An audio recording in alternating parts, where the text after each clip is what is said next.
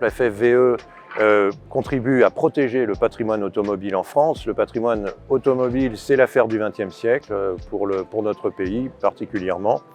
Et donc nous sommes très heureux d'accueillir la FFVE aujourd'hui parce qu'elle a posé une plaque qui est pour nous une reconnaissance que Chatou est un lieu de l'histoire automobile. Et donc nous célébrons ainsi toute l'histoire du XXe siècle, une partie de l'histoire du XXe siècle qui a permis à notre commune notamment de vivre, puisque au XXe siècle, nous n'étions plus sur la villégiature et les artistes, mais bien sur l'industrie qui a fait vivre des millions de Français. Alors cet événement, le centenaire de la marque, représente un peu un aboutissement puisque c'est une reconnaissance, puisque la ville de Chatou, sa municipalité et son maire nous accueillent bras ouverts, de même que le responsable de ce site, l'usine Thalès.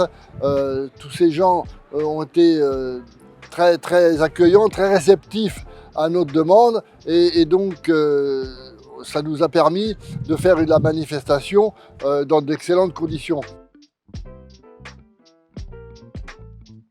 C'est à la fois le propriétaire des lieux, c'est-à-dire Thalès, et surtout la municipalité de Chatou, qui est une municipalité amie des véhicules d'époque, comme il y en a beaucoup, comme vous allez le voir, qui nous a autorisé à venir ici poser une plaque d'histoire, un lieu d'histoire automobile, c'est-à-dire on veut marquer qu'ici, il s'est passé quelque chose dans l'histoire automobile.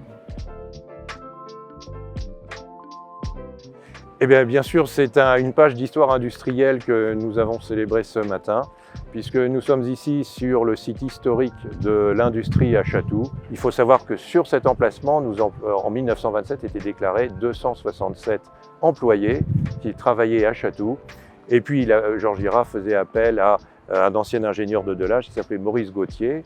Et donc, il y avait sur le site de Chatou une forme d'ingénierie et qui a poursuivi jusqu'à nos jours, puisque vous êtes sur le site de Thalès. Le club Georges Girard rassemble à peu près une centaine de membres qui représentent 150 voitures.